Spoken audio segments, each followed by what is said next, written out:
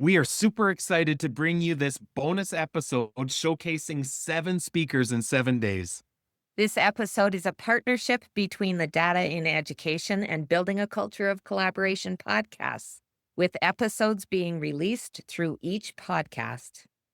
The bonus series showcases speakers who will be presenting at the June 2025 Data and Education Virtual Summit happening June 10th and 11th. We encourage you to search Data and Education Summit June 2025 to learn more and register. You can also check out the show notes for additional links. So, Jess, we're excited to dive into this episode, so let's get started. Welcome, educators. Whether you are a spreadsheet, dashboard, all things data fanatic like myself, or you break out into a cold sweat just hearing the words data meeting, it's okay. I've got you. My name is Jessica Lane, and I'm your host for this podcast, Data and Education. I'm also the founder of Data Informed Impact, where I work with schools and educators all over to get rid of some of that overwhelm and make things a little bit easier for them to make the best decisions for their students.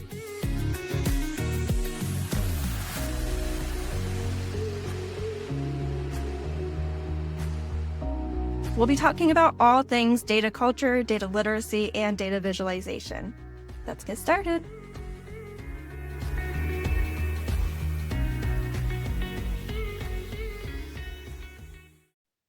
Welcome. I'm Jessica Lane, host of the Data and Education podcast. And we are Lorna Hewson and Curtis Hewson, hosts of the Building a Culture of Collaboration podcast. In today's bonus episode, we're chatting with Principal Christopher Graves, a seasoned school leader passionate about structured improvement for students. Chris learned the power of tracking data the best way by doing, building a skill set from his love of sports stats to make real impact in areas like school culture and chronic absenteeism. He's all about finding that data is both powerful and practical for his staff. So welcome, Chris. Great to have you here.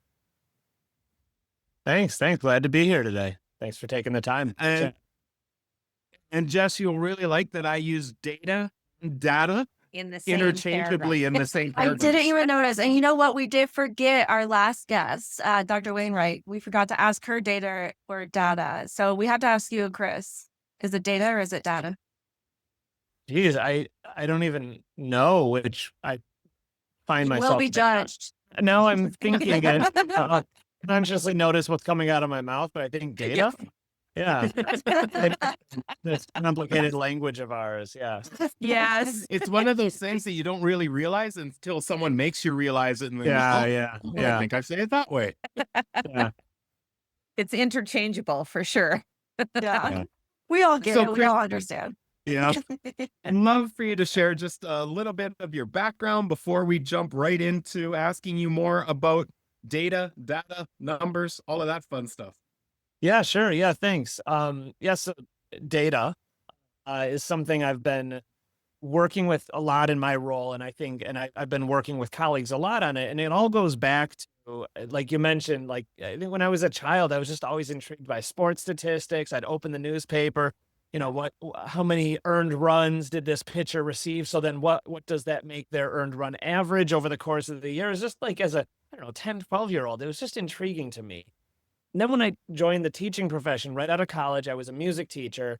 And so a lot of my work didn't necessarily involve data, but it was my passion. And then when I started to see, okay, in my corner of the universe, I can teach my kids, but if I can expand my work, maybe I can affect the whole school. I see the school burning around me, and I'm not just going to sit here and do it without doing something about it. So that's what fueled me into school leadership. But then when I became interested in school leadership, even as a music teacher, collaborating and leading a department, I started to realize, well, my data, my outcomes, my student learning, everything that I'm doing is different than the math, the reading scores that are the highly accountable data. So I have to learn their language. I have to learn what are the reports? What are the dashboards that are populating with information on student growth? How can I tie into that and benefit that and show value added? It's not just music for music's sake. If we're really living that mantra of like, it causes more connections in the brain, students are better learners, then let me show it in the results. Well, I have to understand that language to do it. So that's kind of like both of the things that propelled me into wanting to be a leader, to affect the whole school, and to really understand how data is used. So it's, I think there's that all these terms change. We used to say data driven. No, we're like student driven, emotions, relationship driven, but the data helps us understand, are we getting there? Driven. Informed. Yeah. Yeah, there we Yeah, go. people Yeah. driven. Yeah. Yeah. See, we know. Yeah. All right, But who's gonna yeah. tell Chris about the music connection? Okay, so I don't know if you Yeah. noticed us. in our Yeah, we're all like, 7 days episodes, we've discovered that everybody either has some connection to Chicago or began their career as a music teacher, and you check both boxes. Yeah, there we go. Well done. Yeah, it's it's interesting. wild. Yeah. Funny. And there's not that many of us, like Right.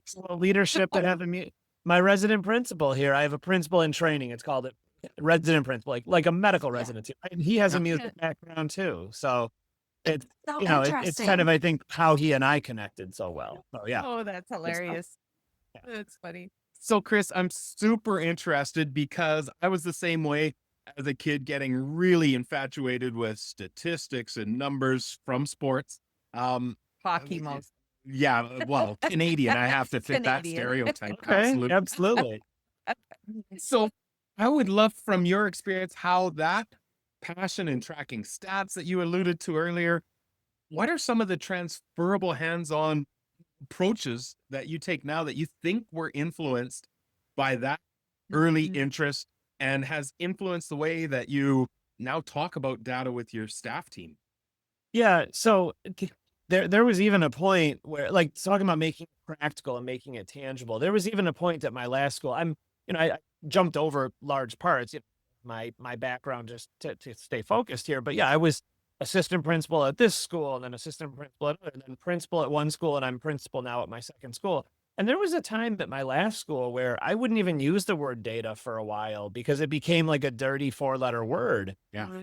And I get it. My first year there, it was a blue ribbon school, and it had kind of fallen from like highest test scores and outcomes to, still really good, a noticeable change.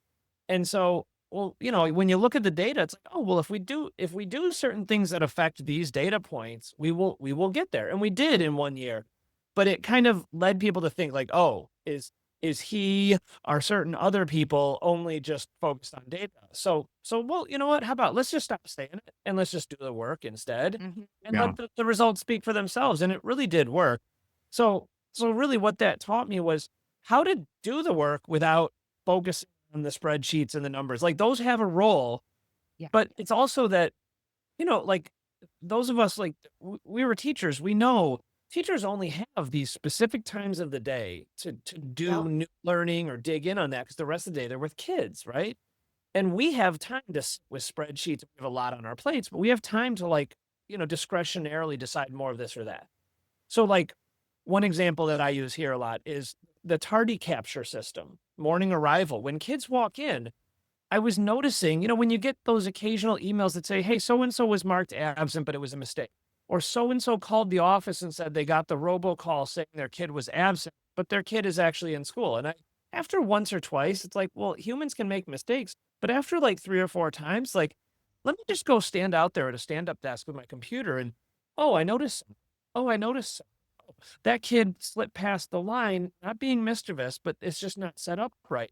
And all of that comes down to like data capture and data tracking, right? I mean, it's human beings, but where does the accountability come from? It comes from all this massive data across 600 schools in our city that are then fed to the Illinois State Board of Education that then rolls up into our state report card, our summative designation each year. And so if all these human beings are very well intentioned, but the numbers aren't ending up in the systems that go there, then this is the reality, but it's not showing here. Yeah. Right. Gotta fix that. So then I mean, there's all sorts of little things I talk about with people that I'm working with in like the courses I teach. So let's talk about what gaps there might be. Let's talk about how to fix that. Not just the technical, but the leadership side of it. How do I motivate my people to fix it so I don't make them feel like idiots? Because they're not. They're so well intentioned, but there's so much going on. And I'm the leader that's supposed to be having their back, helping them find the best outcome, So it's a lot of little things like that. And that's just one example. I'm sure there's 50 of those across any of our schools, or we can see opportunities for Yeah. Awesome. in here. Yeah, I agree. And you kind of touched on this already, but I'm wondering if you have anything to add to that in terms of like navigating that balance to make sure that you are able to still get stuff done using data, but without overwhelming your team. And you mentioned, just taking the four-letter word out of it and just getting down Yeah. to it. Is there anything else that you think has kind of helped you balance that? Yeah, there's a couple angles of it. Is one thing I always think of is like, what's easiest for the person running the data or preparing the data of some kind, right? Whether it's um, a spreadsheet or a report or something like that. And then on the other end, the person who's going to be using it, it needs to be easy for them. And a good example is um, we're rostering our students for next year. So I'm exporting information from our student information system, and I can sort it spreadsheet of here's this homeroom, this homeroom, this homeroom, this homeroom, and make it that you can just, I could put a little drop down in there and say, should they go into this classroom or this classroom, type a few comments as to something about some rationale if you're recommending something different than what the district would recommend.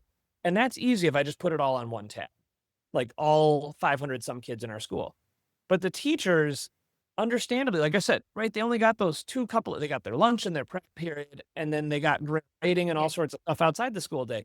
They would much prefer that it be on separate tabs for them. So I can just click on my tab and there's my kids.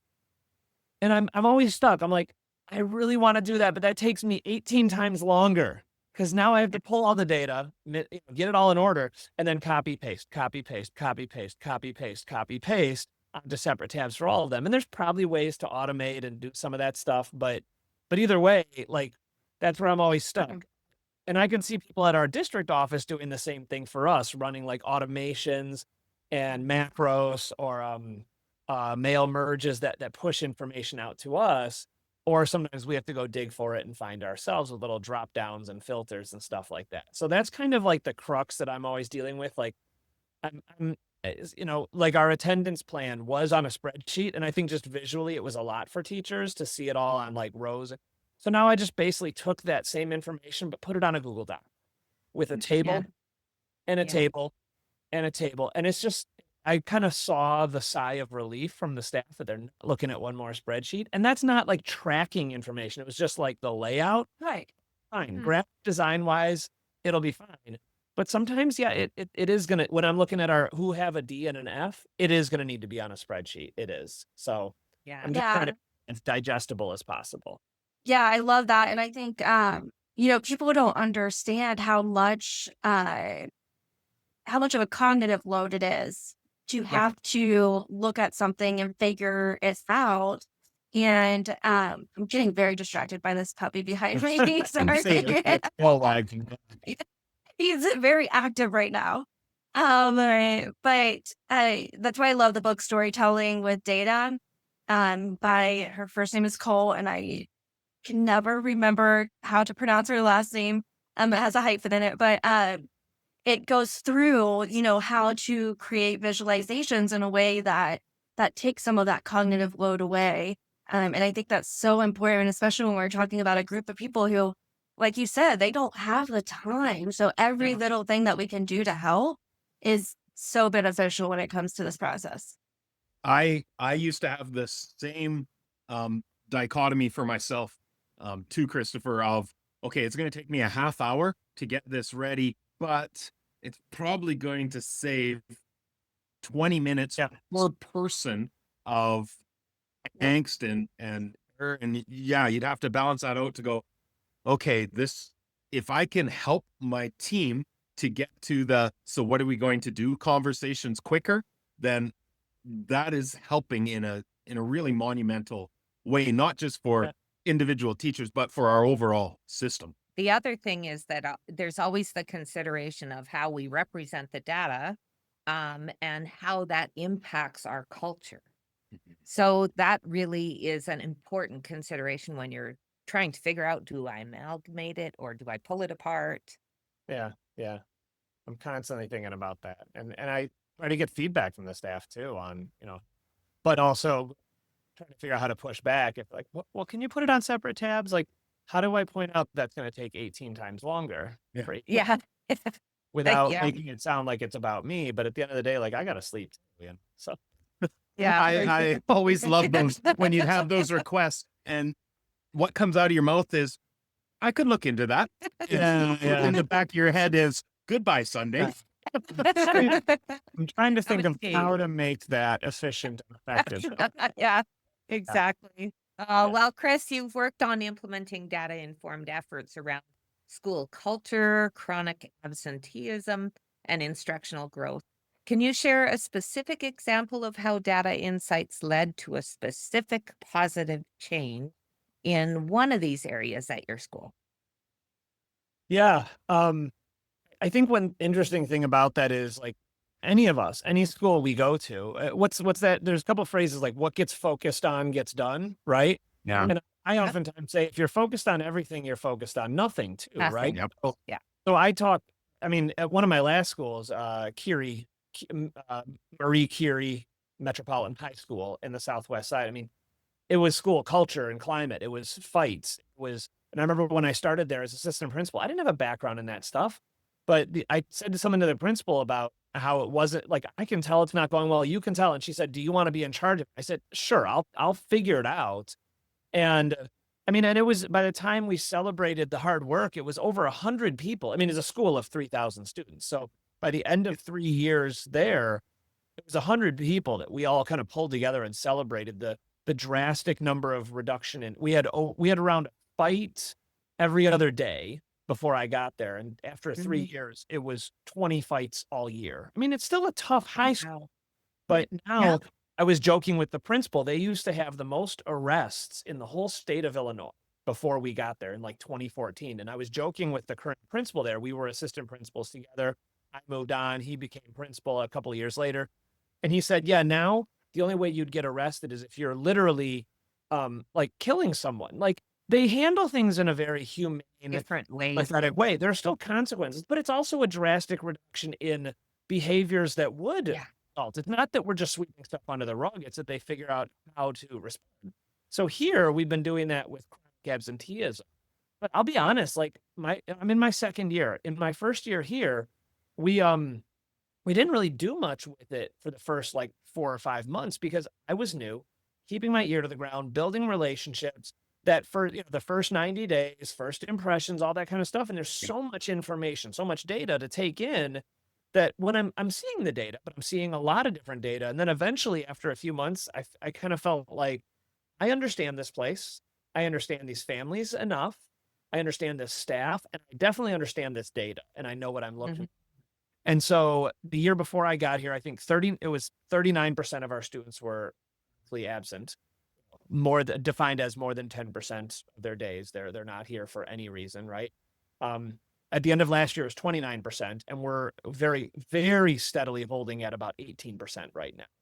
And it's very specific things. It's a barrage of communication methods. I think one I like to call out is, I mean, it's just constant communication to families about the importance and trying to think of, well, if they think this, how do I counter that message in a way that really resonates with them? It's not manipulating. It's not pressure. It's just like, it's pressure, but in a very important way, right? Yeah. And so I sent a message to my local school council, which is like a school board at each school. And I said, here's a mail merged message that'll go custom to the families of blank. Your child has missed this many blanks, this many days, with a blank. And they said, this message is too strongly worded for our kids, for my kid in particular, because my kid has great attendance. And you're making it sound like they need to improve. My kid's been here like 98% of the days. Okay, good point. So I workshopped 3 different versions of the same letter. The strongly worded, your child can miss no more than 2 days from now until the end of the year, if it's like February. The moderate, where it's like 89 to 91%, like it's okay, but that's still by the end of the year, like 17 days they've missed. And the kids who will remain eligible for all of the prizes and incentives because your child has had great attendance. Thank you. Congratulations. All of that. And so then we do 3 different versions of the mail merge letter. We put them into piles for each homeroom and just teachers hand them out. So it's a lot of like main office operational stuff. And then I message families on our communication channel saying the letters are coming home. My community doesn't do well with emails. We have 30 different languages spoken. So the Yeah. message goes out saying the letter is coming home, and it goes out in their native language. And then when the letter comes home, it's not in every language, but they can use translation at home at that point, and they prefer Yeah. the paper copy. So, Hmm. but I mean, that plus 20 other things, but that's one of the main things, just communication, bringing it to things that matter to parents, and they start to realize, like, okay, I want them to say it back to me. I want them to see me outside and go, okay, Dr. Grace, we know attendance is important, but we have a doctor's appointment tomorrow. And I'm like, okay, the fact that you know it and it's a doctor's appointment, did you make it as early or late in the day as possible? Okay, thank you. We'll see them here for at least half of the day. Like Yeah. they're saying it to me because they know I won't stop talking about it. Yeah, and I Well, do want to mention real quick that you're going to be talking a lot about this in your summit presentation as well, and that's tackling chronic absenteeism, leveraging data and implementing proven strategies. So I just want to give a really quick plug. Yeah, Never knew those two words were hard to say back to back. And let everyone know that that's going to be on our first day, June 10th at 3 p.m. EST, so Eastern time. so So here's excited about that. Yeah, and here's the Go. interesting thing with what you're sharing there, Christopher. I mean, being able to get specific and even segmenting Yeah. messages, I mean, that would be next to impossible to do if you didn't have a solid data set to be able to pull Yeah. from. And again, we see this all the time that without data, we might be sending a blanket message to everybody saying, hey, Yeah. attendance is so important. And those that are attending well are going, well, duh, but Yeah. oh my goodness, now I'm worried about that one day that I had back in October where anyone else is, oh, okay, good. Other people are missing time too. Like the blanket doesn't work, but the data that you have helped to get some really clear targeted messages. But beyond that is really understanding your community too. Yeah. Yeah, and there's a lot to that. I mean, I could go on and on about, like, I have a number of staff who work here who have kids here, right? I mean, a lot of schools do, right? Yeah. And they come from these same communities, the Rohingya community, Afghanistan, Syria. And so oftentimes I'm pulling them in there and giving a preview. And sometimes they'll say, you just need to tell them, just tell them this, And then others will say, well, you have to understand what they've gone through. Like, all of that is so helpful, right? It's Yeah. qualitative, because then when they're getting the letter from me, there's something in our system called the attendance nudge letter, and it's a very formulaic letter. And I always tell my colleagues, like, use it. I don't not use it. I send it out a couple times a year, but it feels very formulaic and very district, your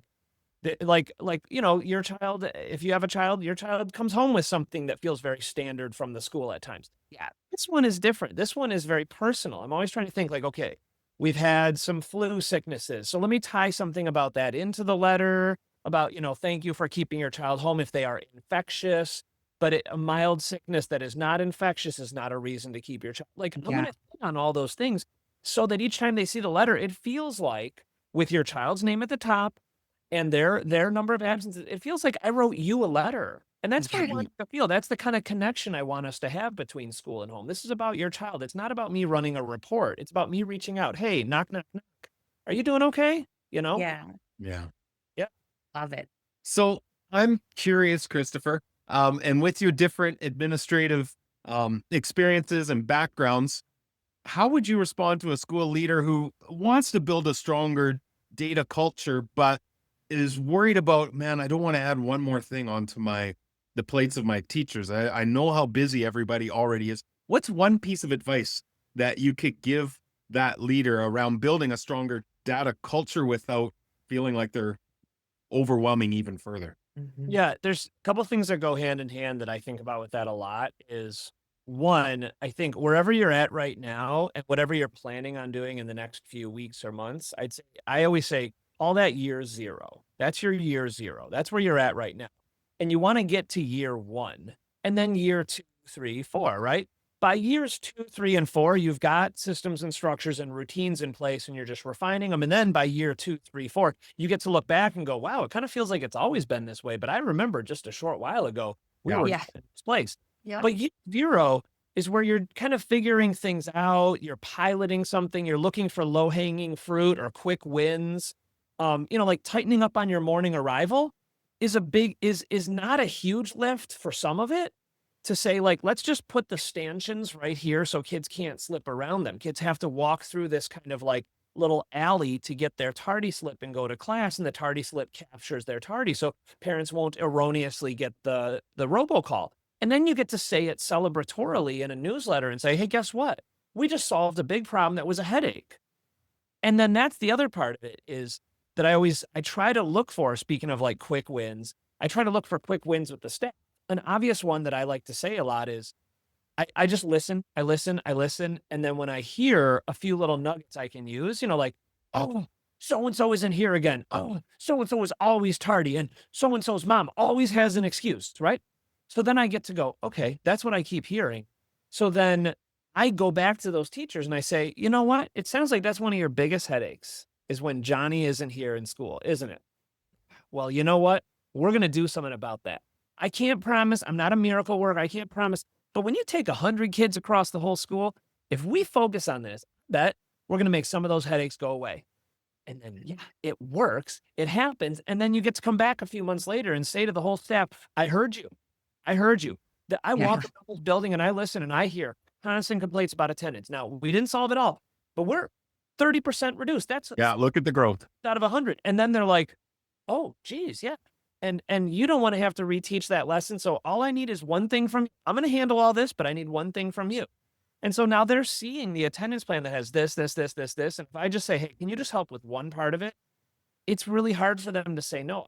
I get it. Yeah. They all have a lot on their plate. But if I'm just asking for the one thing, I need you to periodically have a conversation with that parent because you have a superpower we don't. You know exactly how it's affecting their attendance or their academics when they're not here. You can say it in ways I can't, right?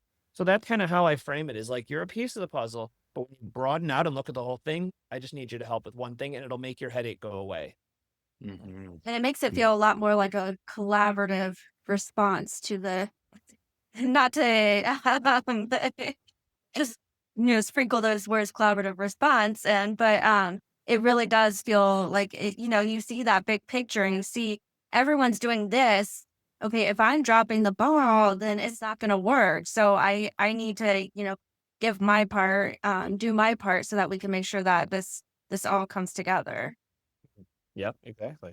Well, and I think one of the keys there, Christopher, is helping people to see that complex systems are made up of small, sometimes simple parts. And it doesn't mean that everybody has to completely change how they're going about responding and interacting with students. But like you said, this one little piece, but hundreds of one little pieces leads to monumental shifts for us over time. And again, I love you tying it back to the data to be able to say, okay, through this, over the last 6 months, we've seen a 22% increase in attendance. That's massive. And it's all because of the work we're doing. Now let's try and get that even further down. What could be our next step? Celebrating that growth. Yeah. There's a lot of interesting, here we are almost at the end of the year. Like I mentioned right before we started recording, our annual test score data came out. We also have an annual school culture survey that we administer. That's looking good. So things like that. But it's also I think what we know is a lot of our staff, the number doesn't mean as much to them as the story, right? Yeah. When you can pull out. So I try to do both. I think we are all about the number, not all about the numbers, but we really hang with those numbers. Look at this trajectory over time. Right.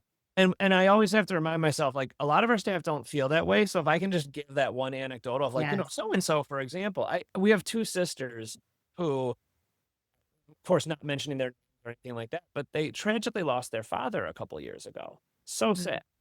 And a teacher kept saying something about it. And so I dug into it some and she cares. She's trying so hard.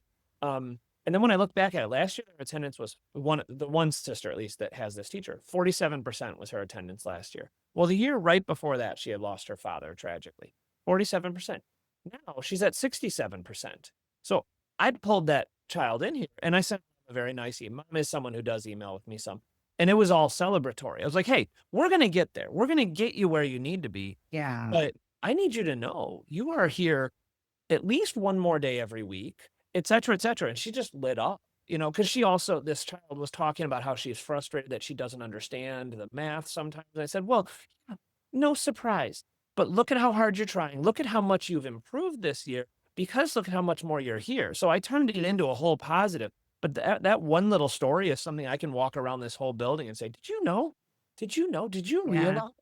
And nobody's going to fight on that. They're going to go, and I'm not all about that number of 90%, right? I'm looking at this individual child who I love, and I can say, wow, look at how much you're improving. And even if she doesn't get there till after she's gone, that's a data point that's always going to count against us. But I'm seeing a child who's growing. I'm seeing a family who's managing their emotions through some trauma. That's what we It- deal. It's fascinating, Christopher. I had a school, it's quite a number of years ago, but they were putting in some really targeted and strategic tiered supports within the school and building out what we refer to as a collaborative response, which is like an MTSS like system of structures. And they had academic growth and their survey data was growing. But they said one of the most powerful things they did is they took a child that everyone in the building knew and said 3 years ago, and they had the picture of the kid. They said, here are the supports we had in place for this child 3 years ago. And there was their classroom teacher and an educational assistant, a couple other things. And then they said, today, let's take a look at all the supports we have in place for this child. And it was massive. There's this team that's focusing on, like, it was substantial. And they said that was their staff going, oh my goodness, look at what we're doing. And this was still a child that had significant needs within the school. But to be able to say this would not have happened without the work that we've done, they said it was powerful. And again, it's that individual story that needs to come along with the overall data picture too. Yeah. I wrote some of that down. Yeah. As we wrap up the year, I like to do like a second last day of school. Last day of school, everyone's just gone. Right? Yeah. When the kids walk out, the staff do too. Good for them. Have a nice summer. But the day before, I like to get in some little, go to like a panaderia and get some pan dulce, like just some sweets for everybody, and just say, hey, let's celebrate this. Let's celebrate this. Yeah. I say nothing's perfect. It's kind of like a ball of clay. It gets a little mashed, and then we got to reform it. But all the things we've accomplished together, and we got about 17 days of school left or so. So we're gearing up for that. So I'm gonna use something like that. I'm gonna say, take so and so for example. You realize just a couple of years ago, blah blah blah. Yeah. Now look at blah blah blah. Yeah. Exactly. Yeah, so cool. And you're right that having those stories attached is just it makes all the difference in the world. And we're doing a detriment if we ignore the fact that we are talking about individual students and little people. I mean, they're not numbers, they're little people. So it's any chance we get to bring in those stories is so important. So as we start to wrap up, we've talked a little bit about how you'll be at the summit, which is we're excited about that. How else could people get in touch with you? I know you're pretty active on LinkedIn, and I love the stuff that you post, but share how people can find you on LinkedIn and anywhere else that you'd like. Yeah. So LinkedIn, obviously, like you said, if you search for Chris Graves, you'll my face will pop up. I mean, there's enough of us with different names that, there might be a few of us, but hopefully with 1 or 2 degrees removed of connections. But the other main way is gravesdi.com. Graves, just DI for Graves Data Insights, gravesdi.com. You go there, you fill out the little contact form and reach out to me. I'm always looking to expand the ways I work with people. So if you're in Illinois and you're in a district somewhere, I offer a couple different Illinois Administrator Academy courses. But outside of that, I'm always like, it looks different in every state, and I'd love to either provide support in that way in different states, but really just like you're talking about in this podcast, like just being connected and sharing the learning with one another is where my passion is. So even just a phone call while we're commuting, just to be thought partners, I think that's where Jessica and I first connected, and then Janelle McClenahan, a few others that are at the summit. I know the data wise and systems wise people, Adam Parrott Sheffer is someone here in Chicago. So I think we always have our thought partners. If I need to run something by somebody, so who am I going to call? And that's kind of what I like to do as well.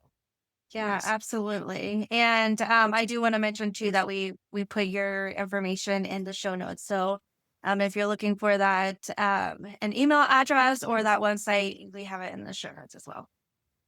Awesome. Well, it's been great connecting with you today, Christopher. Thank you so much for Thanks so taking much, time. Chris. Yeah, Thank you. Thanks. Take care. Thanks. So that was such a fantastic conversation, Yeah. and I absolutely adore the idea that Chris is really taking the qualitative data that we understand and know about relationships, about families, about students, and he kept talking about watching and observing and listening in that qualitative side, and then looking at the quantitative side to be able to create that balance and understand that our response needs to include both sets of information. Yeah. Yeah, I agree. That was one of the things that Chris and I first connected on. We've known each other for probably over a year. I just looked back and he's presented at all three of the summits so far. He's That's presented at the awesome. first two and he's presenting at this one as well. Well, my friend, did you enjoy it? I'm really hoping the answer is yes. And like every other podcast out there, I'm going to ask you for some big favors. Can you please make sure that you're subscribed? You don't want to miss the next episode, I promise. And then if you could leave a review, that'd be awesome too. If you're on YouTube, by the way, there's this great thing that you can do where you just like go to the box underneath the video and type in your thoughts, ideas, wishes, hopes, dreams, and hit comment. And it shows up under the video. It is public, just a warning. But I'd really love for you to do that. Share with me. What did you think about the episode? Or what are your dreams in life? It's okay. You can really leave any kind of comment. And I'll do my best to respond. Above all else, I appreciate you listening, and I hope you have a fantastic rest of your day.